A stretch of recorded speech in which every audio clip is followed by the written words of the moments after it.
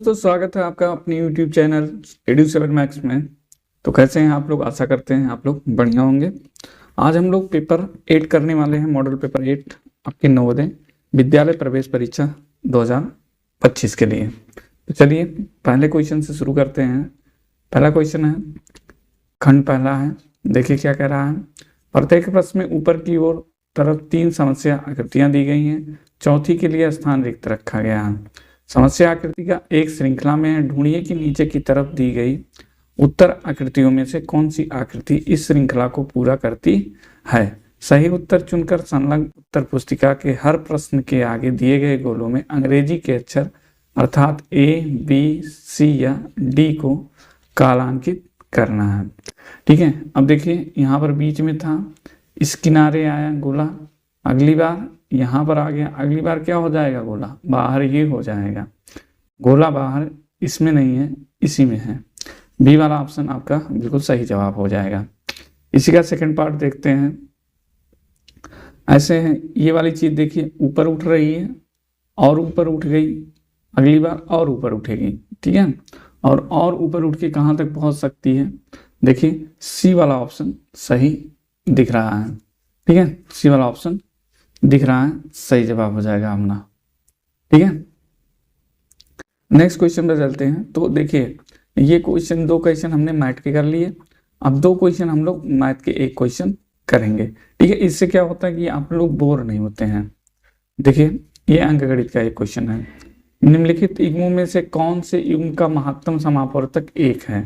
इन सब में से किसका महत्तम समापवर्तक 1 है। तो जब 2 संख्याएं जो परस्पर क्या हो, परस्पर सह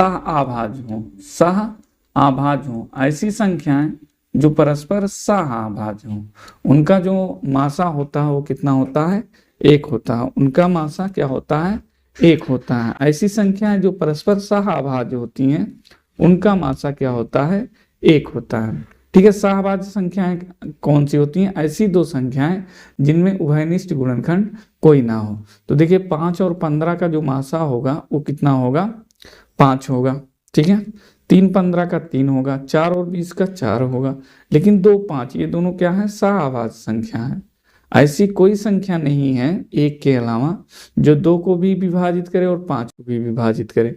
इसलिए इसका जो मासा होगा वो क्या होगा, 1 होगा, और यही हमारा सही जवाब हो जाएगा। ठीक है, तो एक क्वेश्चन मैथ का हो गया। फिर हम मैथ पे चलते हैं। खंड दूसरा है।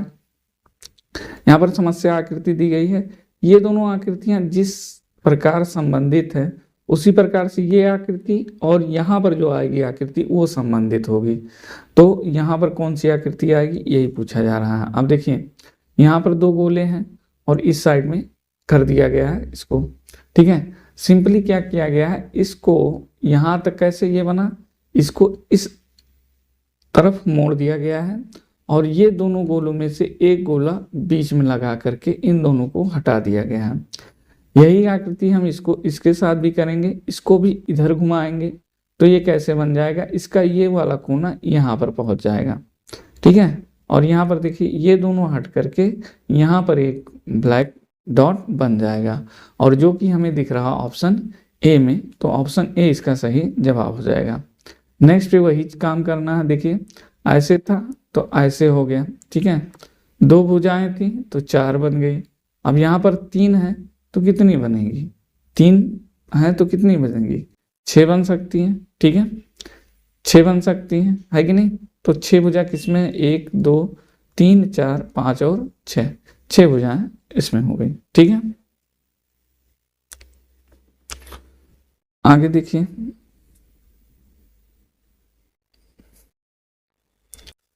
अब एक मैथ का क्वेश्चन है। 0.220 माइनस 0.202 ये दोनों किसके बराबर है, ये दोनों किसके बराबर है, यानी कि इसको माइनस करना है। तो देखिए 0 में से तो 2 माइनस होगा नहीं, तो कैरी आएगा तो 10 हो गया। 10 माइनस 2 कितना बचेगा, 8। लास्ट में 8 बचना है हमको, तो लास्ट में देखिए पूरा नहीं करना था। देखिए यहाँ 10 हो जाएगा, 10 माइनस 2 8 बचेगा। लास्ट में 8 एक ही जगह दिख रहा है, वो है ऑप्शन बी में। तो इसलिए इसका सही जो जवाब हो जाएगा वो ऑप्शन बी हो जाएगा। वैसे आप इसको माइनस करके देख सकते हैं, माइनस करके इसको आप क्या कर सकते हैं, देख सकते हैं। आंसर जो आएगा वो 0.018 ही आएगा। ठीक है, नेक्स्ट चलते हैं। ये मैट का है। अब यहाँ पर क्या है, समस्या आकृति और इधर आकृति, उत्तर आकृतियां दी गई हैं। अब इन चारों में से कौन सी आकृति इसमें फिट हो जाएगी और ये पूरा ऐसे पूरा हो जाएगा। तो देखिए कौन सी आकृति होगी, कौन सी आकृति होगी यहाँ पर। ठीक है, अब यहाँ देखिए, इसको ऐसे और इसको ऐसे करेंगे तो ये वाला जो होगा वो इस तरह से बन जाएगा। ठीक है, और ऐसा एक ही में है, किस में है, ऑप्शन डी में। तो इसका डी सही जवाब हो जाएगा। इसको देखिए पूरा करना है तो इसको ऐसे आप बना लीजिए। ठीक है, अब देखिए ऐसी आकृति कहाँ है, यहाँ पर ये वाला है। तो यहाँ देखिए 2 बार है ऐसे, तो इसमें तो है नहीं। ये देखिए ये कुछ ज़्यादा ही शार्प दिख रहा है, तो ये भी नहीं है। यहाँ पर देखिए ये ऊपर है, फिर ऐसे चला जाएगा, जबकि इसको ऐसे होना चाहिए था। ऑप्शन ए इसमें सही बैठ रहा है, तो ऑप्शन ए इसका सही जवाब हो जाएगा। नेक्स्ट में चलते हैं, ये मैथ का क्वेश्चन है। अब देखिए दशमलव वाले सवाल हैं ये। सिंपली बस आप गुणा कर लीजिए एक बार। 5 × 25 पंचे कितना हो जाएगा, 125 हो जाएगा। अब देखिए दशमलव यहाँ बाएं से गिनिए, 1 अंक, 2 अंक, 3 अंक पे दशमलव लगा है, तो 1 2 3 अंक पे हम लोग भी दशमलव लगा देंगे। तो 0 पॉइंट, अब ये 0 जो लगाता है ये अपने मन से हम लोग रखते हैं। ठीक है, थोड़ा सा सुंदर दिखने के लिए। ठीक है, तो 0.125 कहाँ, 0.125 ऑप्शन बी आपका सही जवाब हो जाएगा। नेक्स्ट क्वेश्चन देखिए, खंड 4 में क्या कह रहा है कि प्रत्येक प्रश्न में बाईं तरफ एक समस्या आकृति दी गई है और दाईं तरफ 4 आकृतियां दी गई हैं। उस आकृति को चुनिए जो समस्या आकृति का ठीक दर्पण प्रतिबिंब हो। ठीक है, अब इसी का दर्पण प्रतिबिंब हमें बनाना है। ठीक है, दर्पण प्रतिबिंब। ठीक, अब इसका दर्पण प्रतिबिंब अगर हम देखना चाहें तो क्या हो जाएगा,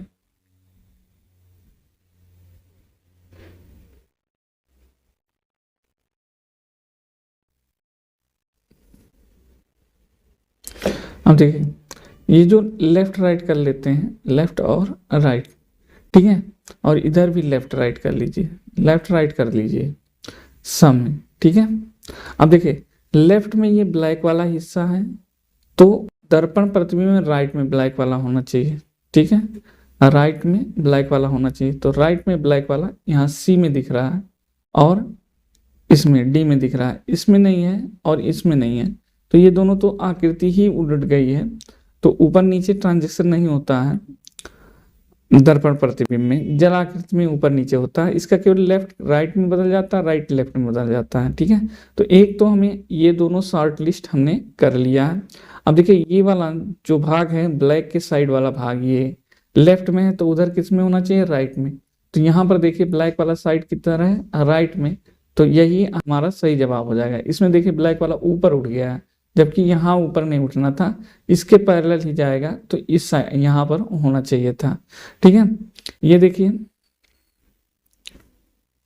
ब्लैक वाला, अच्छा हाँ सॉरी, इसका ऑप्शन ये सी वाला नहीं सही होगा, जबकि ऑप्शन इसका क्या सही है, डी वाला सही। देखिए ब्लैक वाला नीचे आ गया, यहाँ पर था तो यहाँ आ जाएगा, ब्लैक वाला यहाँ आ गया है, और ये वाला कोना जो है वो यहाँ पर आ जाएगा, यहाँ पर आ गया, तो ऑप्शन डी इसका सही जवाब हो जाएगा।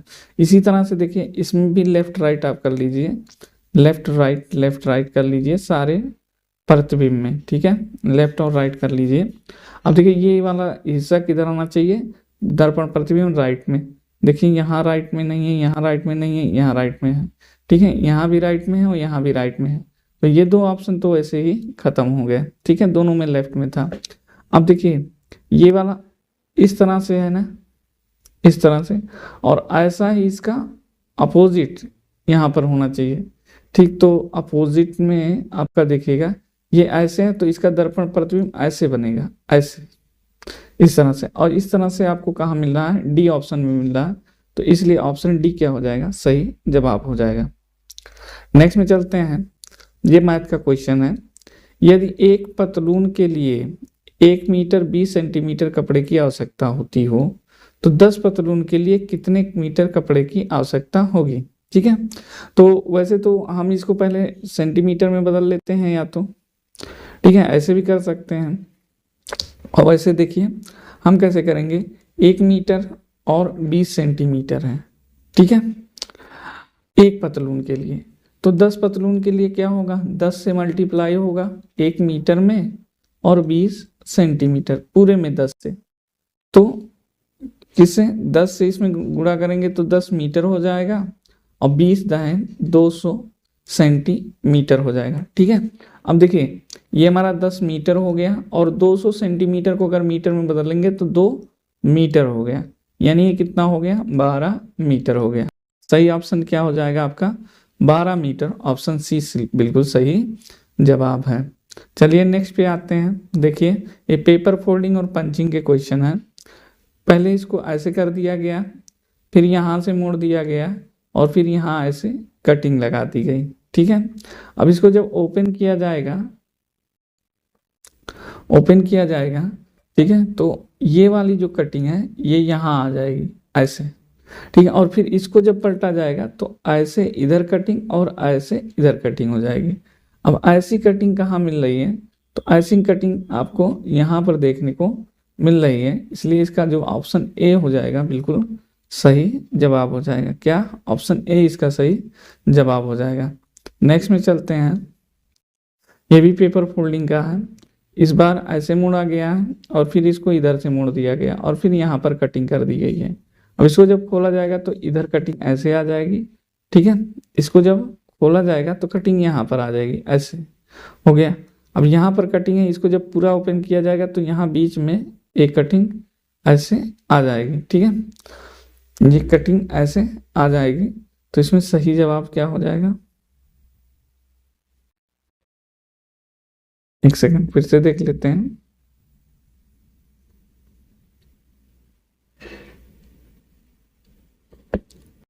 यहाँ पर ऐसे काट दिया गया है। ठीक है, अब इसको जब यहाँ लाया जाएगा तो कटिंग हमको ऐसे मिलेगी और फिर ऊपर करोगे तो यहाँ भी हमें एक कटिंग ऐसे मिलेगी। तो ऑप्शन डी में ऐसी कटिंग दिख रही है, तो इसलिए इसका सही जवाब क्या हो जाएगा हमारा, ऑप्शन डी सही जवाब हो जाएगा। फिर एक मैथ का क्वेश्चन आ गया। एक व्यक्ति 60 संतरे को 21 रुपया प्रति दर्जन की दर से खरीद कर उन्हें 56 रुपया प्रति दर्जन की दर से बेचता है, तो कितना रुपया उसे लाभ हुआ। या क्या कह रहा, 60 संतरे को 21 रुपये प्रति दर्जन की दर से खरीदता है। ठीक है, 60 संतरे को 21 रुपये प्रति दर्जन की दर से खरीदता है, तो यानी कि 12 केले का मूल्य कितना, 12 संतरे का सीपी कितना हो गया, 12 संतरे का जो सीपी हो गया वो 21 रुपया है। तो एक संतरे का सीपी कितना हो जाएगा, 21/12 रुपया हो जाएगा। 60 संतरे खरीदता है तो 60 संतरे का सीपी कितना हो जाएगा, 21/12 गुणे 60। ठीक है, 12 पंचे 60, 5 1 5 5 दूना 10, यानी 105 रुपये का वो खरीदता है 60 संतरे। ठीक है, अब देखिए 56 प्रति दर्जन की दर से बेचता है, यानी कि 12 संतरे का जो एसपी है, सेलिंग प्राइस है, वो कितना है, 56 रुपये।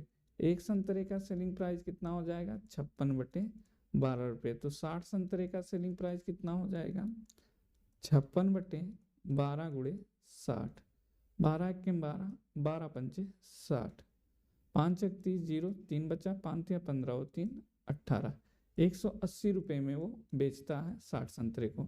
अब देखिए लाभ हुआ कि हानि, 105 में खरीद के लाया था, 180 में बेच रहा है, यानी कि 75 रुपये का क्या हो जा रहा है, लाभ हो रहा है ना। तो इसमें तो कोई ऑप्शन ही नहीं दे रहा है? इसमें तो वो ऑप्शन ही नहीं दे रहा है।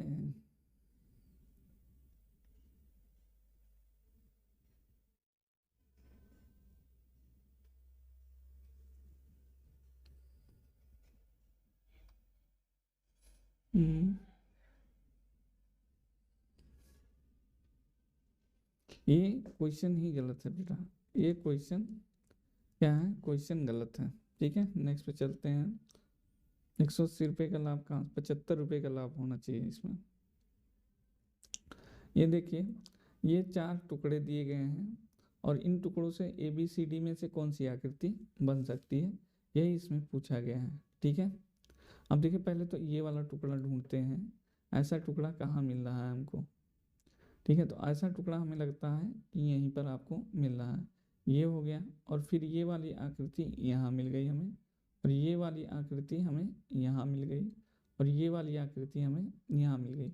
तो ऑप्शन बी इसका करेक्ट आंसर हो जाएगा। इसमें देखिए ये सारी आकृतियाँ कौन सी बन सकती है, तो सबसे पहले इसी को ढूंढिए, इसी आकृति को ढूंढिए, क्या इसमें है, तो इसमें दिख रहा है कहीं आपको, हमको तो नहीं दिख रहा है।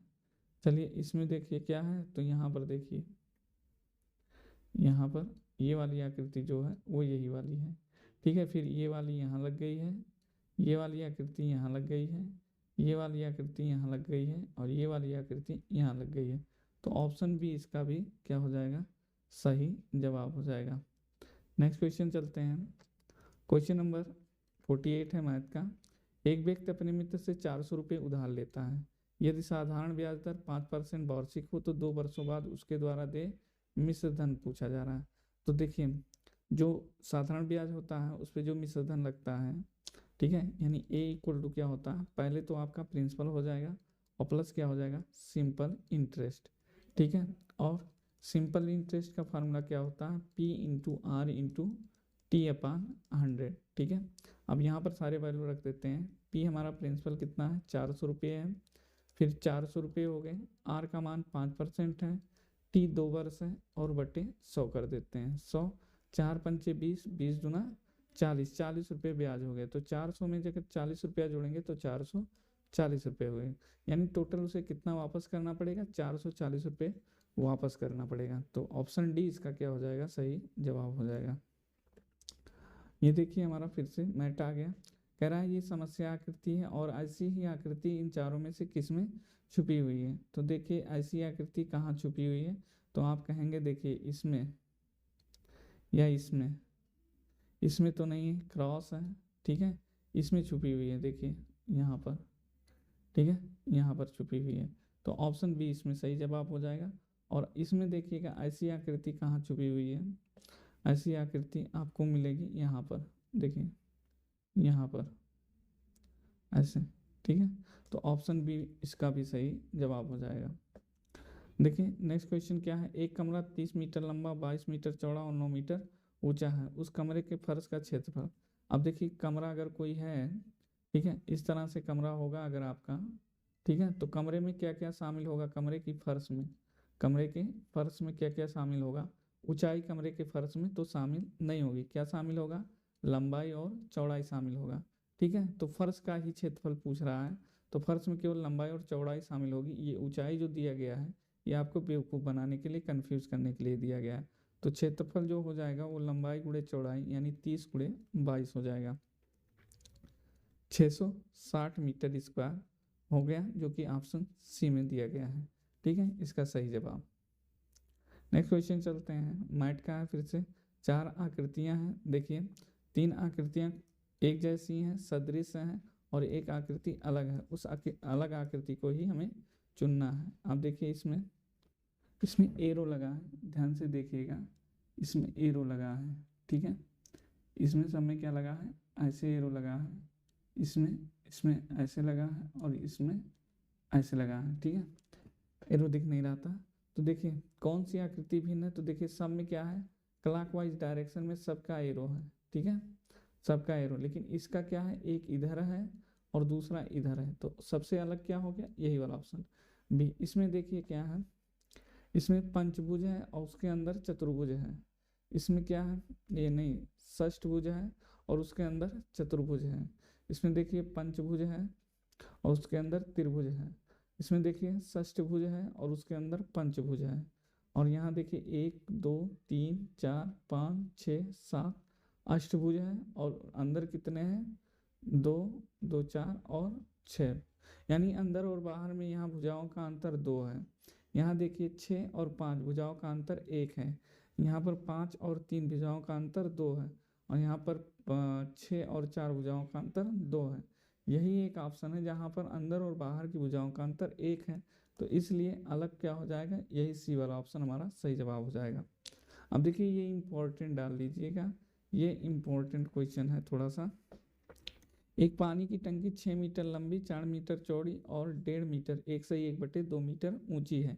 टंकी की धारिता निकालें, यानी हमें आयतन निकालना है। इसका क्या निकालना है, आयतन। तो आयतन क्या हो जाएगा, लंबाई गुणे चौड़ाई गुणे ऊंचाई। एल बी एच होता है, ठीक है।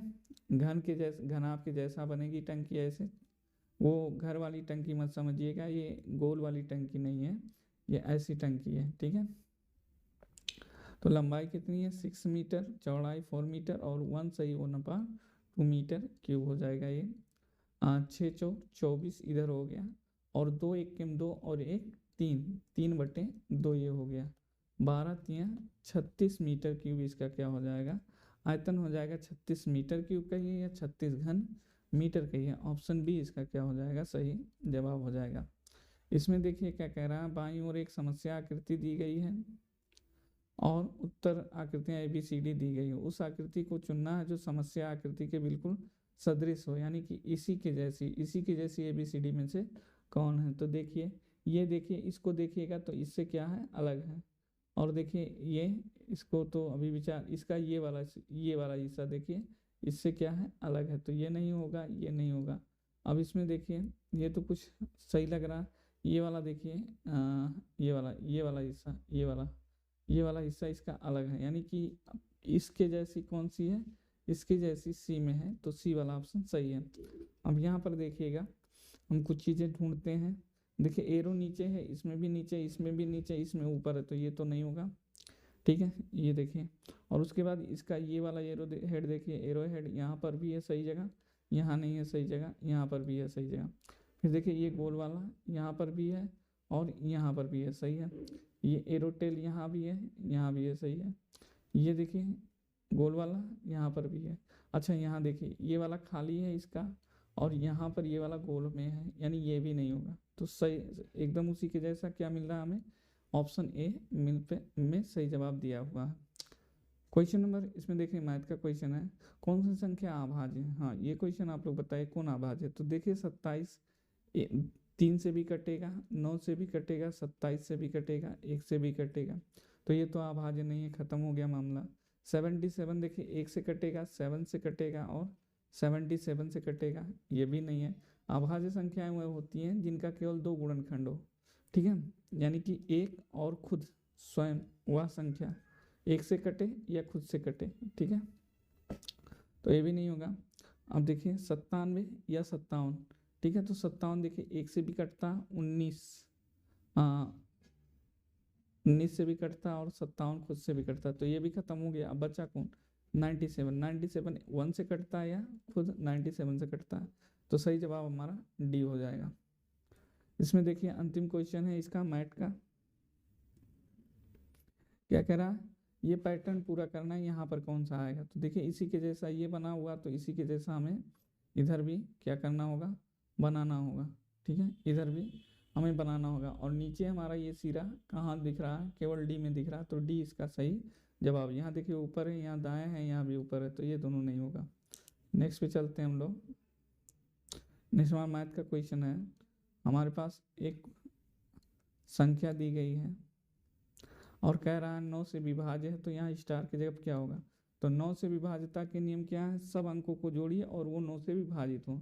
तो 3 4 7 7 2 9 9 4 13, 13 के बाद अगली कौन सी संख्या है जो 9 से विभाजित होगी है, तो आप कहेंगे 18, ठीक है, 18 9 से विभाजित होगा, तो 13 में कितना जोड़ना पड़ेगा, 5, यानी यही स्टार की जगह पर क्या रहेगा, 5 रहेगा। ऑप्शन सी क्या हो जाएगा, बिल्कुल सही जवाब हो जाएगा। नेक्स्ट क्वेश्चन पे चलते हैं मैथ के आगे। अब इनमें में कौन सी संख्याओं 12 20 और 24 का एक सर्वनिष्ठ उभयनिष्ठ गुणनखंड है, यानी कि कौन सी इनमें से संख्या जो 12 को भी काट दे, 20 को भी काट दे और 24 को काट दे। अब देखिए 3 12 को काटेगा, 24 को काटेगा, लेकिन 20 को नहीं काटेगा, तो ये नहीं होगा।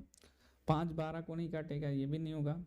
अब देखिए 6 20 को नहीं काटेगा, लेकिन 4 12 को भी काटेगा, 20 को भी काटेगा और 24 को काटेगा, इसलिए बी वाला हमारा ऑप्शन सही जवाब हो जाएगा। नेक्स्ट चलते हैं। अब हमारा हिंदी आ गया। देखिए इसको पढ़ना है, ठीक है, गद्यांश को पढ़ना है और सवाल के जवाब देने हैं। पढ़ते हैं। यूनानियों के जीवन का मूल मंत्र था दृढ़ता के साथ नागरिकता के कर्तव्यों का पालन करता। सुकरात के समय में यूनान कला एवं साहित्य में विशेष प्रगति पर था। उनके मूर्तिकार, कलाकार, दार्शनिक और कवि सभी एथेंस को सुंदर बनाने में कार्यरत थे, पर उनमें से किसी को सुकरात जैसा स्नेह और सम्मान नहीं मिल सका। उसे समय एथेंस में उनके विश्वविद्यालय एवं पाठशालाएं थीं, किंतु उनमें सबसे प्रसिद्ध केंद्र वे ही थे जहां सुकरात विद्यादान करते थे। इन केंद्रों की स्थापना वे शहर की विभिन्न सड़कों पर करते थे। उन्हें प्रश्नोत्तर द्वारा ऐसी उत्तर प्रणाली का आविष्कार किया जो आगे चलकर सुकराती शिक्षा प्रणाली के नाम से प्रसिद्ध हुई। अब इसी आधार पर देखिए क्वेश्चन दिए गए हैं। सुकरात के समय मूर्तिकार, दार्शनिक आज किसे सुंदर बनाने में कार्य करते हैं? तो एथेंस को सुंदर बनाने में, देखिए एथेंस को सुंदर बनाने में सब लोग कार्यरत थे। तो पहला जवाब सी हो गया। 77 देखिए सुकरात के जीवन का मूल मंत्र क्या था? सुकरात के जीवन का मूल मंत्र क्या था? अब देखिए सुकरात के जीवन का जो मूल मंत्र था सत्य और अहिंसा, नागरिकता का कर्तव्य पालन, परोपकारिता और सच्चाई। तो उनका जो था वो सत्य और कर्तव्य का क्या था? पालन करना, ठीक है। यूनानियों का जीवन मूल मंत्र दृढ़ता के साथ नागरिकता के कर्तव्य का पालन करना। आप देखिए सुकरात भी क्या थे? यूनानी थे। सुकरात भी यूनानी थे, तो उनका भी जो जीवन का मूल मंत्र था वो जैसा सभी यूनानियों का था उनका भी होगा, नागरिकता का कर्तव्य पालन। नेक्स्ट चलते हैं। यूनान किसके समय में कला और साहित्य के में विशेष प्रगति में था? तो देखिए सुकरात के समय में, यहाँ देखिए यूनान कला एवं साहित्य में विशेष प्रगति पर था, वही वाला गद्यांश यहाँ पर है। तो सुकरात के समय में, ठीक है। सुकरात के विद्यादान के केंद्र शहर के विभिन्न पर स्थापित किए गए थे। तो सड़कों पर देखिए विभिन्न सड़कों पर स्थापित किए गए थे। तो कहाँ है? सड़कों पर, ठीक है। यूनान के मूर्तिकार, कलाकार, दार्शनिकों या कवियों में से किसको सुकरात जैसा स्नेह और सम्मान नहीं मिला? क्यों नहीं मिला भाई? क्यों नहीं मिला? क्योंकि सुकरात सड़कों पर विद्यादान देते थे, इस कारण सुकरात को ज़्यादा मिला और इन लोगों को नहीं मिला। तो ये थे आज का पेपर। आपको कैसा लगा वीडियो के कमेंट बॉक्स में ज़रूर बताइएगा। वीडियो पसंद आया तो वीडियो को लाइक कीजिए और चैनल पर नए हैं तो चैनल को सब्सक्राइब करिए। मिलते हैं नेक्स्ट वीडियो में, तब तक के लिए गुड बाय।